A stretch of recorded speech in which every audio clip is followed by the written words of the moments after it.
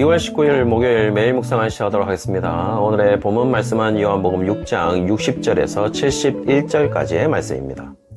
오늘 본문은 매일 성경 금요일 본문입니다. 오늘 본문은 상당히 힘든 부분을 담고 있는데요. 왜냐하면 지금부터 조금 부정적인 이야기가 나오는데 그 대상이 다름 아닌 60절에 보시면 제자 중 여럿이라고 이야기하고 있기 때문입니다. 제자들이라고 한 이상 적어도 그들은 예수님을 따르던 무리들이라고 볼 수 있겠죠. 그리고 그들이 말하고 있는 것은 예수님의 말씀을 듣고 평하기를 말씀이 어렵다라고 말을 하고 있어요. 그러나 예수님의 판단은 좀 다르게 보입니다. 왜냐하면 61절에 예수님은 그들이 어렵다고 생각하는 이유에 대해서 예수님이 말하는 것이 제자들에게 걸림이 되기 때문이라고 지적을 하고 있죠. 여기서 걸림이라는 말은 스칸달리조라는 동사로 걸려 넘어지다, 함정에 들다, 죄를 범하게 하다, 길에 장애물을 놓다, 성나게 만들다 라는 의미를 가지고 있습니다. 따라서 이런 의미로 해석을 한다면 지금 이 질문은 예수님의 말씀이 제자들에게 행동에 대한 제약을 가해서 뭔가를 못하게 하는 것으로 보인다는 것입니다.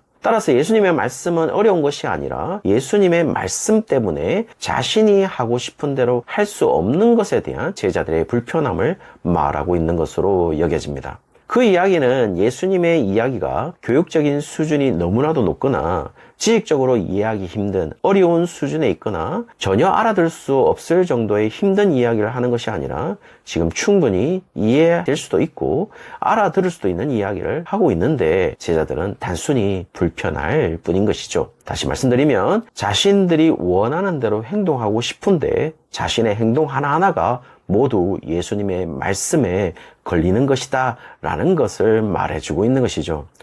따라서 지금 이들의 상태는 62절에 보시면은 예수님이 승천하여 하늘로 다시 올라간다고 해도 그 자체의 말씀도 걸림이 될 수밖에 없다는 사실을 이야기해주고 있어요. 물론 이 말은 예수님의 말씀이 그들에게 장애물이 된다면 승천하는 것 자체도 믿을 수 없는 이야기가 될 것이라는 것도 있지만은 승천하기 전에 있어야 하는 고난이나 죽음이라는 것이 과연 이들이 받아들일 수 있는 것일까라고 생각했을 때 여전히 그들에게 걸림돌이 될 수밖에 없다는 사실을 말하는 것으로 보입니다. 오로지 그들이 생각하고 집중하는 것은 63절에 보시면 육적인 것밖에 없습니다. 왜 많은 유대인들이 예수님에게 돌아섰을까? 왜 예수님을 죽이는데 동조했을까 생각해보면 지금은 그들이 따르지만 그 이유도 화요일 본문에 의하면은 6장 26절에 보시면은 떡을 먹고 배부른 까닭이라고 하는 것을 보면 그리고 마지막에 가룟 유다가 왜 예수님을 팔았을까 그 이유를 생각해 보면 물론 돈에도 욕심이 났겠지만 이제 예수님은 더 이상 자신에게 유익을 줄 수 있는 사람이 아니라고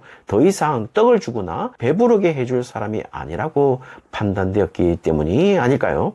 더 이상 자신에게 유익을 줄 수 있는 사람이 아니라고 판단을 한 이유는 바로 예수님의 계속되는 말씀 때문이었습니다. 그 말씀은 바로 이제 자신이 죽는다는 이야기였을 가능성이 높은 것 같아요. 왜냐하면은 62절에 인자가 이전에 있던 곳으로 간다는 것은 적어도 지금 대화를 하고 있는 제자들과 함께 있지 않을 것이고 함께 있지 않기 때문에 더 이상 자신들에게 실존적인 유익을 주지 못할 것임을 분명히 하고 있기 때문인 것이죠. 그러므로 64절에 예수님을 팔자로서 가룟 유다에게는 예수님의 이런 말씀들이 하나하나 다 걸림이 되었던 것으로 보입니다. 그리고 그는 육적인 생각에 사로잡혔고 결국 예수님을 팔 수밖에 없는 것이죠. 그러나 오늘 말씀의 64절에 보시면 처음부터 이것을 알고 있었다라는 사실을 말해주고 있죠.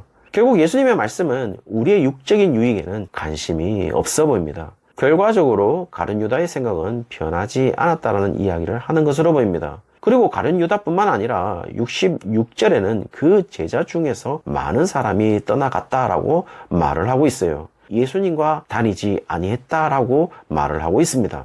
그 말은 제자들이 가질 수 있는 최고의 특권인 함께함, 동행이 이제 끊어졌다라는 사실을 말하고 있는 것이겠죠. 지금 이야기는 아주 잔인하게 들립니다. 왜냐하면 이들은 처음에는 예수님을 진짜 믿었다가 나중에 믿음을 버린 사람이다라는 것을 이야기하는 것이 아니라 이들이 나중에 변절한 것이 아니라 이들은 처음부터 예수님의 제자로서 따라 나린 자들이지만 처음부터 예수님을 믿은 자들이 아니라는 사실을 이야기해주고 있죠. 그 대표적인 인물이 가룟 유다로 이야기하는 것으로 보입니다.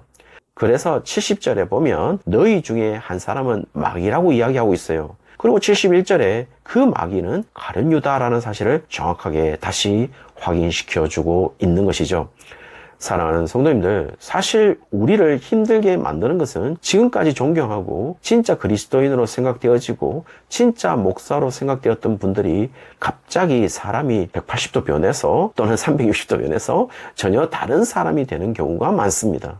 또는 정말 우리가 신앙이 좋다고 생각되었던 사람들이 죽음을 앞에 두고 예수님을 부인하고 저주하면서 죽는 이들도 있어요. 과연 어떻게 봐야 할까요? 그들이 갑자기 변한 것일까요? 오늘 본문에서 비추어 보면 변한 것이 아니라 원래 그들의 존재가 무엇인지를 설명해 주고 있음을 보여주고 있는 것이겠죠. 가룟 유다가 갑자기 예수님을 팔면서 마귀가 된 것이 아니에요. 계속해서 요한복음에서 믿음이라는 문제를 이야기하면서 표적만을 쫓아다니는 사람들을 이야기하고 떡을 먹고 배부른 사람들 이야기를 하는 것을 보면 그들이 가지고 있는 예수님에 대한 믿음을 일관적으로 긍정적으로 보지 않고 있음을 알 수가 있는 것이죠. 따라서 66절에 그때부터 라는 이야기는 새로운 전개가 있을 것임을 이야기하는 것처럼 보이는데요. 예수님을 따른다고 하는 불특정 다수의 제자들이 떠나갔다고 이야기하면서 자연스럽게 67절에 예수님의 12제자에게로 관심을 집중시키고 있습니다. 67절에 12제자에게 향하여 말씀하시는 것이지만 이미 가룟 유다를 제외한 11제자에게 이야기하는 것일 수도 있을 것 같습니다. 왜냐하면 이미 64절에 예수님을 팔자로서 처음부터 알고 계셨고 70절에는 마귀이기 때문에 예수님을 떠나는 자들과 다를 바가 없기 때문인 것이죠. 그렇다면 가룟 유다를 제외한 11제자에게 묻는데 너희도 제자들 중에서 많은 사람들이 예수님을 떠났던 것처럼 너희도 그렇게 떠날 것인지를 묻습니다. 그 질문에 68절에 시몬 베드로가 영생의 말씀이 주께 있사오니 우리가 누구에게 가오리까? 우리가 주는 하나님의 거룩하신 자이신 줄 믿고 알았사옵나이다 라고 대답을 하고 있어요. 그러나 지금 이 글을 기록하는 사도 요한이 이 복음서를 AD 70년대 이후에 기록했다고 본다면 예수님에 대한 AD 29년에서 30년 사이에 있었던 베드로의 3번 부인을 너무도 잘 알고 있었을 가능성이 있습니다. 그 사도 요한이 지금 예수님과 베드로의 대답을 기록하고 있는 것이죠. 그렇다면 결국 이야기 속에서 64절, 70절, 71절에 나타난 가룟 유다와 66절에 떠나간 많은 제자들, 그리고 시몬 베드로의 차이점은 도대체 무엇이었을까요? 그것은 바로 단 한 가지일 거라고 보이는데요. 가룟 유다와 66절에 기록된 떠나간 많은 제자들은 처음부터 예수님을 믿지 아니했고 그들이 혹 예수님의 많은 이적 행위와 말씀을 듣고 믿었다고 표현된다고 할지라도 그들에 대한 예수님의 판단은 처음부터 그들은 믿지 않았다는 것을 말할 뿐입니다. 그리고 무엇보다 65절에 의한다면 하나님 아버지께서 그들을 예수님에게로 인도하지 아니한 자들이라는 사실을 말해주고 있죠. 그렇다면 베드로는 어떠한가요? 베드로는 무엇이 다른가요? 그는 처음부터 예수님으로 인해 부르심을 받은 자이고 혹 부인을 통해 믿지 않는 경험의 시기를 거쳤다고 할지라도 성령 강림을 통해서 결국 예수님 때문에 순교할 자로서 65절에 의한다면 하나님 아버지께서 예수님에게 인도한 자라는 사실을 말해주고 있는 것이죠. 사랑하는 성도님들, 여기에서 우리는 누구의 길을 걸어가고 있을까요? 가룟 유다인가요? 66절에 떠나간 많은 제자들인가요?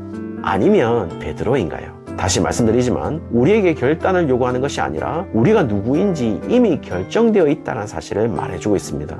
우리는 비록 실수하기도 하고 부인도 하는 죄를 범하겠지만 여전히 베드로라는 사실을 이야기해주고 있는 것이죠. 그럼에도 불구하고 예수님 본인이 부르신 것을 무효화하지 않으시고 있다는 사실이죠.